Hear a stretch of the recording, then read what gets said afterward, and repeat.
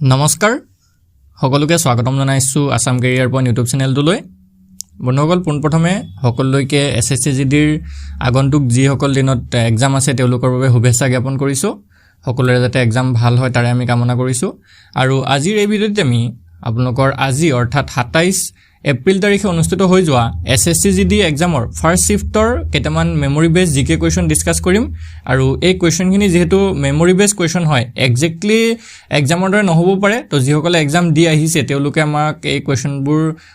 হোৱাটসঅ্যাপ যোগে টেলিগ্ৰাম যোগে পঠাইছে তো তাৰ পৰা আমি বেস কৰি এই কোৱেশ্চনখিনি বনাইছো যিসকলৰ আগন্তুক দিনত এক্সাম আছে তেওঁলোকে একবাৰ চেক কৰক এনেকুৱা ধৰণৰ এক্সাম বিলাক কোৱেশ্চন বিলাক আহিছে এক্সামত বা কি প্যাটাৰ্নত দিছে কোনবিলাক সিলেবাসৰ পৰা আহিছে তো সেইখিনি আপোনালোকে আইডিয়া পাই যাব আৰু তাৰ লগতে আৰু এটা কথা জনাই থওঁ আমাৰ যেটো পিডিএফ আছে এছএছচিজিডিৰ সেই পিডিএফ টোৰ পৰাও বহুত কোৱেশ্চন কমন পৰিছে যেহেতু এনেকুৱা ধৰণৰ ক্লাছত আমি এইখিনি কোৱেশ্চন ডিসকাস কৰিছো অলৰেডি পিডিএফটো এইখিনি কোৱেশ্চন আছে তো ভালকে যদি এখন পিডিএফ আপোনালোকে পঢ়িব পাৰে একেদিনত তেতিয়াহলে কিন্তু আপোনালোকৰ বহুত কোৱেশ্চন কমন পৰি যাব সো আপোনালোকৰ যদি প্ৰয়োজন হয় পিডিএফটো আপোনালোকৰ স্ক্ৰিনত দিয়া নাম্বাৰটোত হোৱাটসএপত মেছেজ কৰি আপোনালোকে পিডিএফটো কালেক্ট কৰি ল'ব পাৰিব ঠিক আছে আমি আপোনালোকক এটা কিউআৰ কোড সেন্ড কৰি দিম তাত পেমেন্ট কৰিলে পিডিএফটো পাই যাব ওকে সো এতিয়া আমি কোৱেশ্চনখিনি চাওঁ তো ফাৰ্স্ট কোৱেশ্চন টু এনেকুৱা এটা কোৱেশ্চন আহিছিল চাওক Kunbi dance is famous folk dance of which state of India Kunbi নৃত্য ভাৰতৰ কোন ৰাজ্যৰ এটা বিখ্যাত লোকনৃত্য হয় ঠিক আছে কুনবি নৃত্যটো কৰ হয় গুজৰাটৰ নে গোৱা নে কৰ্ণাটক নে মহাৰাষ্ট্ৰ তো ইয়াৰে যদি আমি শুদ্ধতৰ চাওঁ এটা হৈছে অপচন বি গোৱা ৰাজ্যৰ এটা বিখ্যাত লোকনৃত্য হয় আৰু এই কুনবি নৃত্যটো কুনবি নামৰ এটা আদিবাসী জনগোষ্ঠীয়ে পালন কৰে ঠিক আছে তো এটো আমি গম পাইছো নেক্সট আৰু এটা কোৱেশ্চন এনেকা আহিছিলে Rathwani Gher dance is primarily a folk dance of which state of India? Rathwani Gher নৃত্য মূলত ভাৰতৰ কোন ৰাজ্যৰ এটা লোকনৃত্য হয় ৰাজস্থান হ'ব নে মধ্যপ্ৰদেশ নে গুজৰাট নে ছত্তীশগড় তো ইয়াৰ যদি আমি শুদ্ধতৰ চাওঁ হেতু হৈছে অপচন সি গুজৰাট হয় ঠিক আছে গুজৰাটৰ এটা প্ৰমুখ লোকনৃত্য হয় আৰু এই ৰাথৱানি ঘেৰ যেটো লোকনৃত্য আছে এটো হোলিৰ সময়ত অৰ্থাৎ আমি যে ফাকুৱা বুলি কওঁ ফাকুৱাৰ সময়ত উদযাপন কৰে Next, 3 number question. 3 number question to this who is the author of the famous novel Ladies Tailor? প্ৰসিদ্ধ উপন্যাস Ladies Tailor লেখক কোন হয়? অৰুন্ধতী ৰয় নে প্ৰিয়া হাজেলা নে বিক্ৰম সেঠ নে কিৰণ দেশাই তো আমি যদি চাওঁ ইয়াৰ শুদ্ধ উত্তৰ অপচন বি হয় প্ৰিয়া হাজেলা ঠিক আছে প্ৰিয়া হাজেলাই এই যিখন লেডিজ টেইলৰ আছে এখন লিখিছিলে আৰু এই যিখন গ্ৰন্থ আছিল এই গ্ৰন্থখন মূলত 1947 চনত যেতিয়া ভাৰত আৰু পাকিস্তানৰ বিভাজন হৈছিল সেই ভাৰত পাকিস্তানৰ বিভাজনৰ ওপৰত বেছ কৰি লিখিছিল ঠিক আছে নেক্সট কোৱেশ্চন টু চাওঁ 4 number question the architecture of Panch Mahal build by Akbar in Fatehpur Sikri is primarily influenced by which style ঠিক আছে ফতেহপুৰ সিক্ৰিত আকবৰে নিৰ্মাণ কৰা পঞ্চমহলৰ স্থাপত্যকলা মূলত কোনটো শৈলীৰ দ্বাৰা প্ৰভাৱিত হয় গথিক স্থাপত্য নে বৌদ্ধ বিহাৰৰ শৈলী হয় নে ইউৰোপীয় পুনৰুজ্জীৱনৰ শৈলী নে দ্ৰাবিড় স্থাপত্য হয় তো আমি যদি চাওঁ ইয়াৰ কাৰেক্ট আনসাৰ হেতু হৈছে option B Buddhist vihara temple ঠিক আছে নেক্সট কোৱেশ্চন টু চাওঁ এতিয়া next 5 number question before the large scale nationalisation of 14 private banks in 1969 which was the only nationalized or public sector bank in India 1969 চনত 14টা ব্যক্তিগত বেংকৰ বৃহৎ পৰিসৰৰ ৰাষ্ট্ৰীয়কৰণৰ আগতে ভাৰতৰ একমাত্ৰ ৰাষ্ট্ৰীয়কৃত অৰ্থাৎ সাৰ্বজনীন খণ্ডৰ ৰাষ্ট্ৰীয়কৃত যেটো বেংক সেই বেংকটো কোনটো আছিল ঠিক আছে ইয়াতে অপচন বিলাক দিছিলে পাঞ্জাব নেশনেল বেংক অপচনখিনি এজ ইট ইজ নাথাকিব পাৰে যেটো আপোনালোকৰ কোৱেশ্চন মেমৰি বেস কোৱেশ্চন হয় তো এটো কি হ'ব পাঞ্জাব নেশনেল বেংক আছিল নে ষ্টেট বেংক নে বেংক অফ বৰোডা নে কানাড়া বেংক তো আমি যদি চাওঁ এটো option B is the right answer state bank of India আছিল okay next 7 number question which of the following 7 number কোৱেশ্চনটো দিছে which of the following historical sites is located in Delhi তলৰ কোনটো ঐতিহাসিক স্থান দিল্লীত আছে ঠিক আছে কোনটো দিল্লীত আছে ফৰ্ট উইলিয়াম নে হাৱা মহল নে হুমায়ুনৰ সমাধি নে আগা খান প্যালেস তো আমি যদি চাওঁ এটো অপচন সি হুমায়ুনছ টম অৰ্থাৎ হুমায়ুনৰ যেটো সমাধি হেতু ক'ত আছে দিল্লীত অৱস্থিত হয় নাও আগবাঢ়ো আমি নেক্সট কোৱেশ্চন টুলে with the help of which structure does a pea plant climb up a tree or support কোনটো গাঁথনিৰ সহায়ত এজোপা মটৰ গছে গছ এডাল গছত বগাই যায় বা সমৰ্থন দিয়ে ঠিক আছে মটৰ গছে কোনটো গাঁথনিৰ সহায়ত হিপাৰ সহায়ত নে ট্ৰেন্ডলছ নে কাইট নে থাৰি তো ইয়াৰ যদি আমি ৰাইট আনসাৰটো চাব যাওঁ এটো হৈছে অপচন বি ঠিক আছে ট্ৰেন্ডলছৰ সহায়ত মটৰ গছে বেলেগ এজোপা গছত বগাই যাব পাৰে নেক্সট 9 নম্বৰ কোৱেশ্চনটো দিছে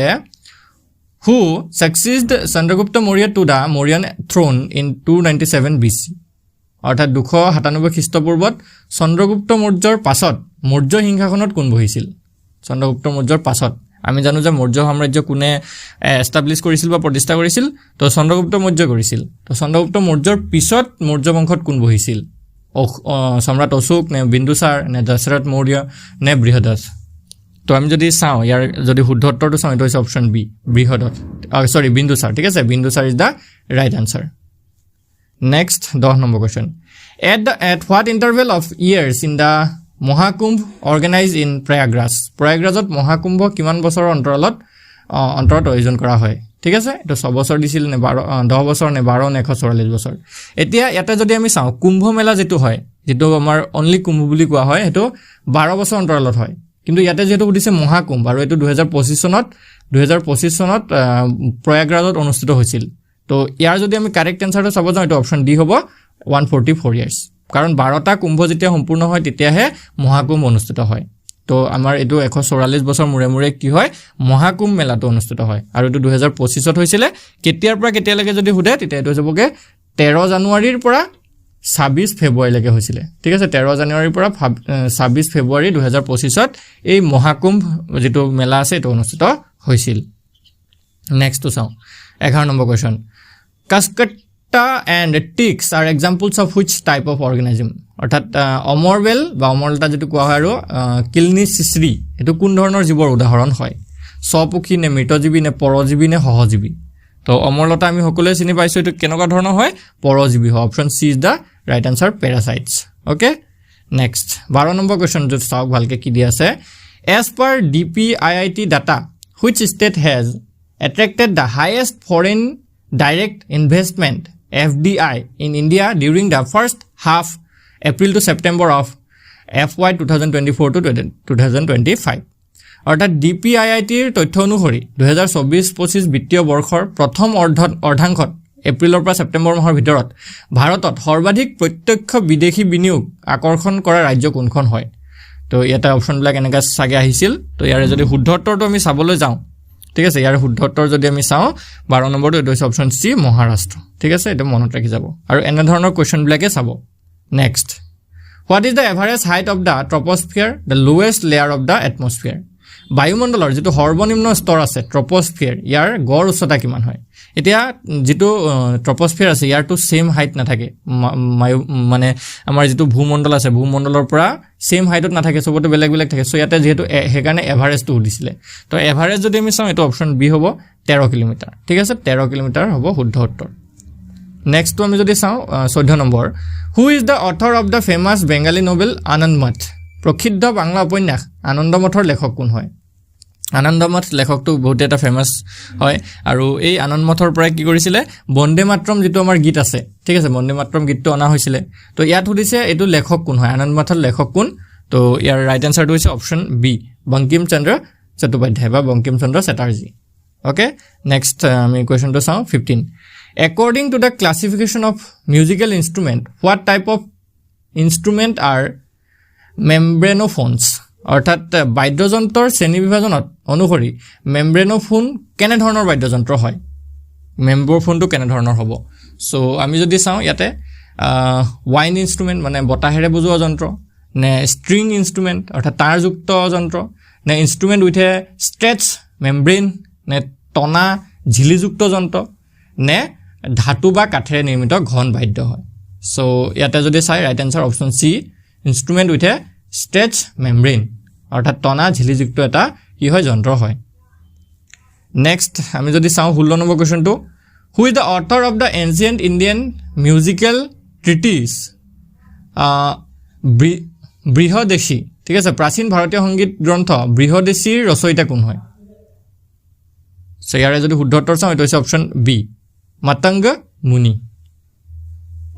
next 17 number question Calolithic term is used to denote which period of history তাম্ৰপ্ৰস্তৰ যুগ শব্দটো ইতিহাসৰ কোন কালক বুজাবলৈ ব্যৱহাৰ কৰা হয় ঠিক আছে কোনটো যুগক বুজাবলৈ ব্যৱহাৰ কৰা হয় ইয়াতে অপচন দিছে কেৱল পাথৰৰ যুগ নে তাম আৰু পাথৰৰ যুগক নে লোহা আৰু পাথৰৰ যুগক নে কাঁহ আৰু পাথৰৰ যুগক তো ইয়াতে যদি আমি চাওঁ শুদ্ধ উত্তৰটো হেতু হৈছে option B copper and stone age অৰ্থাৎ তাম আৰু পাথৰৰ যুগক বুজাবলৈ ব্যৱহাৰ কৰা হৈছে next 18 number question the frictional force exerted by the fluid gases and liquid is known by which name তৰল পদাৰ্থসমূহে অৰ্থাৎ গেছ আৰু তৰল প্ৰয়োগ কৰা ঘৰ্ষণ বলক কি নামেৰে জনা যায় স্থিতিক ঘৰ্ষণ নে ৰোলিং ফ্ৰিকশ্যন অৰ্থাৎ ঘূৰা ঘৰ্ষণ নে আৰু এটা আছে ড্ৰেগ অৰ্থাৎ যেটো কৰ্ষণ বুলি কোৱা হয় ড্ৰেগ আৰু এটা আছে হৰি যোৱা ঘৰ্ষণ তো এটো যদি চাওঁ এটো option C is the right answer ড্ৰেগটো কি হৈ যাব শুদ্ধ উত্তৰ হৈ যাব নেক্সট 18 নম্বৰ পিছত 19 নম্বৰটো চোৱা the temperature at which a solid melts to become a liquid at atmospheric pressure is called its তো বায়ুমণ্ডলীয় চাপত কোনো কঠিন পদাৰ্থ গলি তৰল হোৱা তাপমাত্ৰা কি বুলি কোৱা হয় ঠিক আছে এটো কি বুলি কোৱা হয় বয়লিং পইণ্ট বুলি কয় নে মেল্টিং পইণ্ট নে ফ্ৰিজিং পইণ্ট নে ক্ৰিটিকেল টেম্পাৰেচাৰ বুলি কোৱা হয় সো ইয়াতে যদি আমি চাওঁ এটো হৈছে অপচন বি মেল্টিং পইণ্ট অৰ্থাৎ গলনাংক বুলি কোৱা হয় ওকে 20 নম্বৰ কোৱেশ্চনটো চাওঁ which is the most abundant element in the earth's crust পৃথিৱীৰ ভূপৃষ্ঠত আটাইতকৈ অধিক পৰিমাণে পোৱা মৌল কোনটো হয় সো এটো যদি চাওঁ এটো অপচন সি হ'ব অক্সিজেনটো পৃথিৱীৰ আটাইতকৈ বেছিকৈ পৰিমাণে পোৱা মৌল হয় সো এইখিনি আছিল কোৱেশ্চন যদি হে কোৱেশ্চনখিনি ভাল লাগিলে ভিডিওটো এটা লাইক কৰি দিব সকলোৱে আৰু যেহেতু আগন্তুক দিনত এক্সাম আছে সো যদি আপোনালোকৰ পিডিএফটো লাগে আমাক